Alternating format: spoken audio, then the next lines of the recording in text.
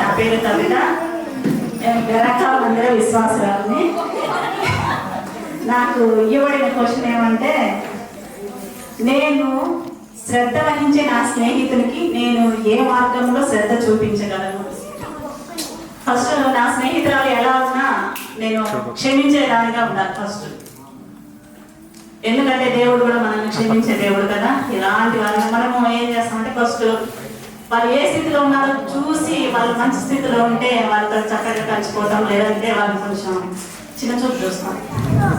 అలా కాకుండా నా స్నేహితురాలు ఏ స్థితిలో ఉంది, ఎలా ఉంది, తను ఫస్ట్ నేను క్షమించే దానిలాగా ఉండి తన మీద శ్రద్ధ ఉంచుతాను. తర్వాత నేను ప్రేమగా నడుచుకుంటాను తనతోటి. ఆమె ఎలా ఉన్నా కూడా నేను ప్రేమ చూపించి నేను ప్రేమగా నడుచుకుంటాను. తర్వాత తన అవసరం ఏముంది, తనకి ఎలాంటి అవసరం కావాలి, నా ద్వారా ఏదైనా అవసరం కావాలని తెలుసుకొని తనకు సహాయం చేసేలాగా ఉండాలి. ఏదైనా వస్తు రూపేనైనా కానీ ధన రూపేనైనా కానీ, లేదు నా ద్వారా తనకు ప్రార్థన అవసరం అంటే కూడా నేను సహాయం చేసే స్థితిలో ఉండాలి. అలాగా నా స్నేహితులనే నేను శ్రద్ధ చూపిస్తాను. తర్వాత అలాగ నడుచుకుంటూ ఉండి తన లోకంలో నేను ఎంత శ్రద్ధ చూపించి లోకాన్ని చూపిస్తే ఆమె జీవితం వ్యర్థమే. కాబట్టి నేను తనకి నా సాక్ష్యాన్ని పంచుకుంటాను. అంటే నేను దేవుడి దగ్గరికి రాకముందు నేను నా స్థితి ఏంటి, స్థితిగతులు ఎలా ఉన్నాయి ఏంటి అనేసి నా సాక్ష్యాన్ని తనతో పంచుకొని నా మీద తన కొంచెం ఆలోచన పెట్టేలాగా తన మీద శ్రద్ధ చూపిస్తాను. తర్వాత నా సాక్ష్యాన్ని పంచుకున్న తర్వాత దేవుడు నాకు చేసిన మేలులు అన్ని తనకు చెప్పిన తర్వాత తనకు కూడా దేవుడు తన స్థితి ఏ స్థితిలో ఉన్నా కూడా దేవుడు తనకు సహాయం చేసే దేవుడుగా ఉన్నాడు, తనను ప్రేమించే దేవుడుగా ఉన్నాడని దేవుడి గురించి తనకు చెప్పి శ్రద్ధగా తనని మందిరానికి నడిపించడానికి నేను తన మీద శ్రద్ధ ఉంచుతాను. నా స్నేహితురాల మీద నేను ఇలాగ శ్రద్ధ ఉంచుతాను. నాకు ఇవ్వబడిన క్వశ్చన్కి ఇది ఆన్సర్.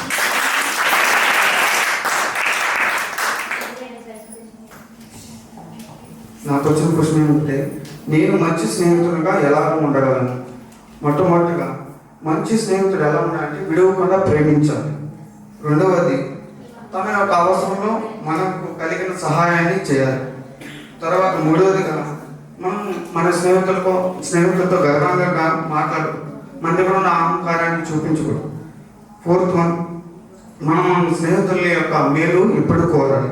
ఫిఫ్త్ వన్, మన యొక్క మాట తీరు, మన యొక్క ప్రవర్తన మన స్నేహితులని ప్రభావితం చేసేలాగా ఉండాలి. ఆరవది, మన స్నేహితుడు దుఃఖంలో ఉన్నప్పుడు మనకి ఓదార్పు కలిగించేలాగా మాట్లాడాలి. సెవెంత్, మన స్నేహితులకి నిజమైన దేవుణ్ణి పరిచయం చేయాలి. ఎయిత్ వన్, మన స్నేహితులకి సరైన మార్గనిర్దేశం చేయాలి. నైన్త్ వన్, మన స్నేహితులకి ఎప్పుడు నమ్మకంగా జీవించాలి. 10th వన్, స్నేహితుడు ఒకవేళ పాపం చేసినప్పుడు మనని గద్దించి మంచి మార్గం వైపు నడిపించాలి. ఇది మంచి స్నేహితులుగా ఉండాలంటే మనం ఏం చేయాలి? దేవుడి అవకాశం. మాకు ఇచ్చిన క్వశ్చన్, నా స్నేహితునికి ఏమి అవసరం ఉంది? ఈ క్వశ్చన్ని 3 ఎగ్జాంపుల్స్ చెప్పారు. ఆ 3 ఎగ్జాంపుల్లో ఫస్ట్ ఎగ్జాంపుల్ ద్వారా నేను ఎక్స్ప్లెయిన్ చేస్తాను. దేవుని రూపకల్పన ఎలా ఉంది? దేవుడి లోకాన్ని ఎంతో ప్రేమించి ప్రేమామయుడిగా ఉన్నాడు. అలా ప్రేమిస్తున్నప్పుడు మనిషి పాపం చేసి ఆ పాపం నుంచి విడిపించబడడానికి ఎన్నో ప్రయత్నాలు చేస్తూ కొన్ని వాటిని చేస్తున్నట్టుగా మనం చూస్తున్నాం. దేనికోసము? మనశ్శాంతి లేక, నెమ్మది లేక, సంతోషం లేకపోతే ఇంకొకరితో మాట్లాడితే నాకు కొంతసేపు సంతోషం ఉంటుందేమో, నా మనసుకి నెమ్మది వస్తుందేమో అని ఇలా ఎన్నో ఆలోచనలు చేస్తూ తను ఆ పాపం నుంచి విడిపించబడ్డానికి కొన్ని చేస్తున్నట్టుగా మనం చూసాం.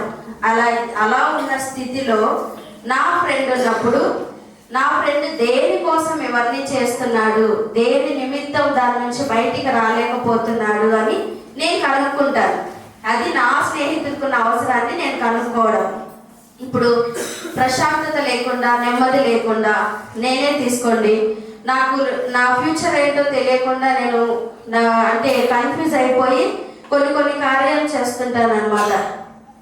అంటే ఇప్పుడు మనుషుల దగ్గర మాట్లాడడం ఇష్టం లేదనుకోండి, ఎక్కువగా సినిమాలు చూస్తూ అదే పాపంలో నేను పడిపోయాను. అంటే నాకు ఒక క్లారిటీ కావాలి, మనశ్శాంతి కావాలి, నెమ్మది కావాలి. అది నాకు ఎక్కడ దొరకడం లేదు. కాబట్టి సినిమాల్ని చూడడం అనే ఒక పాపంలో నేను పడిపోయాను. ఆ స్నేహితురాలని నేనే అనుకోండి. అలా ఉన్నప్పుడు నేను వెళ్ళి నువ్వెందుకు ఇలా చేస్తున్నావు అని అడిగి తన అవసరాలని నేను తెలుసుకుంటాను. తెలుసుకుని తనకి ఏదైతే కావాలో ఆ కావాల్సిన వాక్యం, ఇప్పుడు నెమ్మది కావాలి, సంతోషం కావాలనుకోండి, తన మనసుని సినిమాల నుంచి దేవుని వైపు తిప్పగలిగితే ఆ మనశ్శాంతిని, సంతోషాన్ని దేవుడు నీకు ఇస్తాడు అని చెప్పి దేవుని వైపుకి తనని మళ్లించడానికి నేను ప్రయత్నిస్తాను. నా ఫ్రెండ్ యొక్క అవసరతలను తెలుసుకుని ఇలా దేవుని వైపు తిప్పడానికి నేను ప్రయత్నిస్తాను అన్నదే నా క్వశ్చన్కి ఆన్సర్. నా పేరు షకీనా, నేను వెరక సంఘ విశ్వాసని. నాకు ఇచ్చిన ప్రశ్న ఏమంటే, మా గ్రూప్కి ఇచ్చిన ప్రశ్న ఏమంటే, నేను నా స్నేహితులకు ఎలా సహాయం చేయగలను? నేను నా స్నేహితులకు ఏ విధంగా సహాయం చేయగలను అంటే, మొదట నా సాక్ష్యాన్ని పంచుకుంటాను. నేను మరణకర పరిస్థితిలో ఉండేటప్పుడు దేవుడు మరణం నుంచి అతని వాక్కును పంపించి నాకు స్వస్థతను కలుగజేసినాడు.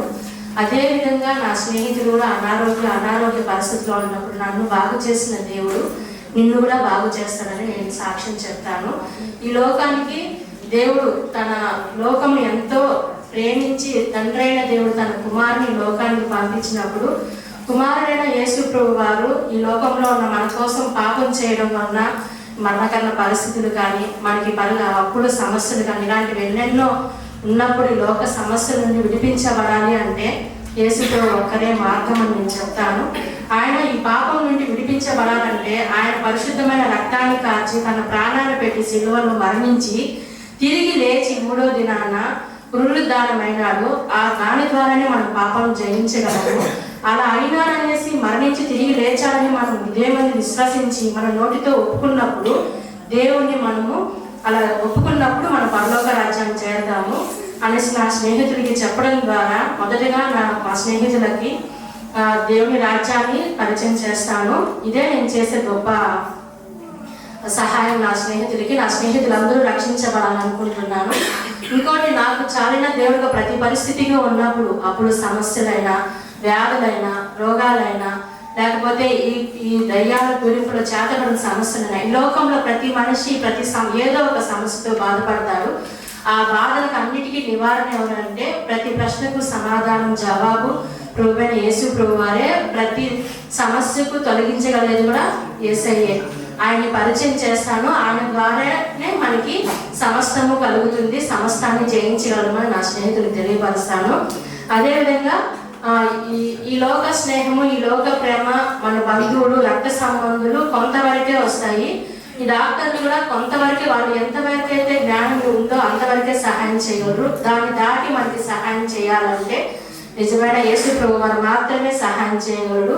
ప్రతి పరిస్థితికి చాలిన దేవుడిగా నా స్నేహితులకు యేసయ్యని పరిచయం చేస్తాను. అంటే ఇతరుల పట్ల మనం శ్రద్ధ చూపించలేకపోవడానికి గల కారణాలు ఏంటో రాయమని చెప్పారు. ఆ కారణాలు ఫస్ట్ ప్రేమ. ఎదుటి వ్యక్తి పైన మనకు ప్రేమ లేనప్పుడు ఆ వ్యక్తిని మనం శ్రద్ధగా పట్టించుకోలేము, వారిని మనము ఇష్టపడలేము. రెండవది వచ్చి ఈ కులం అని కూడా చెప్పవచ్చు. మా కులం కాదు కదా, మా మతం కాదు కదా, మా భాష కాదు కదా, మా ప్రాంతం కాదు కదా, వీటిని బట్టి కూడా ప్రేమించే వాళ్ళు ఉన్నారు. అది కాకపోవడం వల్ల కూడా దూరం అయిపోతున్నాము. నెక్స్ట్, డబ్బును బట్టి ధనవంతుల్ని ప్రేమించడం, డబ్బు లేని వారిని ప్రేమించలేకపోవడం అదొక కారణం. ఇంకోటి, అందచందాలను బట్టి, శుభ్రతను బట్టి, వ్యక్తిగత శుభ్రతను బట్టి కూడా మనుషుల్ని ప్రేమించలేకపోవడం కూడా జరుగుతుంది. నెక్స్ట్, పని ఒత్తిడి. మనం చెప్పాలి, వాళ్ళతో ఇచ్చేయాలి అని అనుకున్నప్పటికీ మనకి పని ఎక్కువగా ఉండటం వల్ల ఆ పని ఒత్తిడి వల్ల కూడా మనం వాళ్ళ పట్ల శ్రద్ధ చూపించలేకపోవచ్చు. నెక్స్ట్, మనకి ఆసక్తి లేకపోవడం.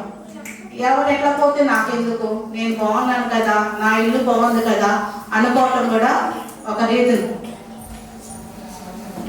వెలిటి వారి యొక్క బిహేవియర్ మనకి నచ్చకపోవడం, వారు దొంగతనం కానీ, లేదంటే అబద్ధాలు చెప్పడం కానీ, లేదంటే వారి యొక్క ప్రవర్తన మనకి ఏదైనా మన ఇళ్ళ పక్కన వాళ్ళు ఉంటారు, వాళ్ళకి మనకి వాళ్ళ యొక్క ప్రవర్తన మనకి నచ్చకపోవచ్చు. అలా ఒకరి పట్ల ఒకరికి వాళ్ళ బిహేవియర్ మనకి నచ్చకపోవడం కూడా ఒక కారణం. మనం చెప్పేటప్పుడు వాళ్ళు శ్రద్ధగా వినకపోవడం, మనం ఏదైనా వాళ్ళకి వ్యక్తిగతంగా మనం చెప్పాలి అనుకున్నప్పుడు వాళ్ళకి ఏదైనా మనం ఇంట్రెస్ట్ చూపించి చేయాలి అనుకున్నా కానీ వాళ్ళు మనం చెప్పేదాన్ని వాళ్ళు ఆసక్తిగా వినలేకపోవడం. ఎదుటి వారు ఏమనుకుంటారు, మనం ఏదైనా చెప్పేటప్పుడు దేవుని గురించి కానీ మనం ఏదైనా చెప్పాలనుకున్నప్పుడు వారు ఏమైనా అనుకుంటారేమో, ఈ మాట మనం చెప్తే, మనం దేవుని గురించి మనం ఏమైనా చెప్తే ఏమైనా అనుకుంటారేమో అనేటువంటి ఒక భయం కూడా ఒక కారణం. మనం అంటే ఇష్టం లేకపోవడం. ఏంటంటే మనం చర్చికి వెళ్తున్నామని, మనం ఎప్పుడు ప్రార్థన చేసుకుంటామని మనం అంటే ఇష్టం లేకపోవడం కూడా ఒక కారణం. అనారోగ్య పరిస్థితులు, వీటన్నిటిని బట్టి మనుషుల్ని మనము శ్రద్ధ చూపించలేకపోతున్నాం. దీనిని అన్నింటినీ మనం ఎదిరించాలంటే దేవుడు మనలో ఏ మంచితనం లేకపోయినా కానీ దేవుడు మనల్ని ప్రేమించి మన కొరకు ప్రాణం పెట్టాడు కదా. ఎదుటి వారి వ్యక్తుల్లో ఇన్ని లోపాలు మనకు కనిపించినప్పటికీ వీటన్నిటిని మనం పట్టించుకోకుండా మనము కూడా దేవుడు మనల్ని ఎలా క్షమించారో ఎదుటి వారిని కూడా ఈ ఆటంకాలన్నింటినీ మనం పక్కలో తోలేసి మనం కూడా క్రీస్తు ప్రేమను ప్రకటించినట్లయితే మనం వారి ఎలా శ్రద్ధ చూపించే వాళ్ళం అవుతాం. దేవుడి వాగ్దానం. దేవుడి ఈ కోసం